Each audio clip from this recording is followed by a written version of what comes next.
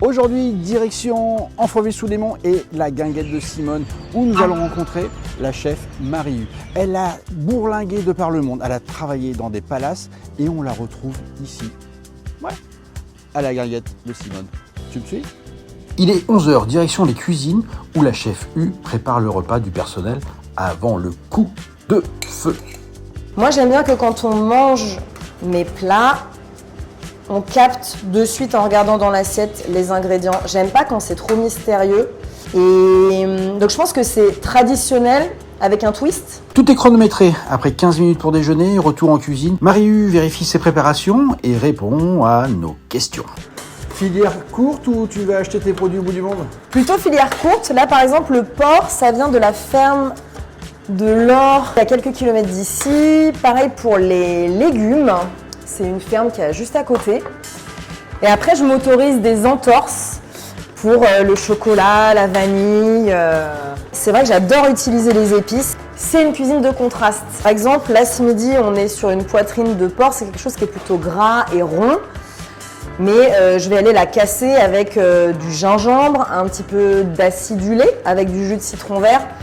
J'aime bien quand dans la bouche, il y a un voyage. Il faudrait qu'on en discute avec Ingrid qui tient la guinguette, mais je pense qu'ensemble on a un peu le même but, c'est de continuer à faire venir et revenir les gens. Nous, on aime bien avoir une clientèle d'habitués et moi, mon seul objectif, c'est ça, c'est de continuer à faire plaisir aux gens, qu'ils reviennent et s'amuser au travail.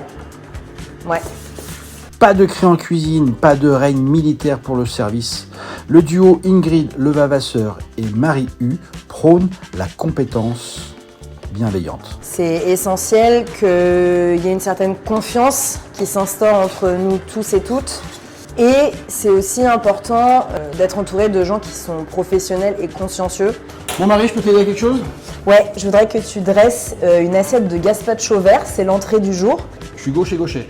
Tu peux poser l'assiette, cuillère, sinon les mains sont propres. Attention, on fait avec les doigts. Ah ouais. Je me suis donc lavé les mains. Précautionneusement. Ah ouais, mais là tu vois, moi tout de suite ça fait patoche quoi. C'est des bouts un petit peu trop gros ça, Emmanuel. Bon alors, montre-nous. Hop, comme ceci. Petit trait d'huile. Huile d'olive? Une huile d'olive, ouais. Donc c'est fruité mais légèrement amer et moi j'aime bien une petite amertume. Un petit peu de ciboulette pour la texture parce que là on est d'accord qu'on est plutôt sur des textures qui fondent en bouche. Et moi j'aime bien quand ça se réveille un petit peu sous la dent, donc là des petites graines. C'est graines de courge et graines de tournesol que je fais griller. Ce qui peut être intéressant c'est d'abord de goûter le gazpacho tout seul, d'y aller ensuite de manger tout ensemble. Boum, boum, boum. Ça te plaît? Flipper. Boum, boum, boum, boum.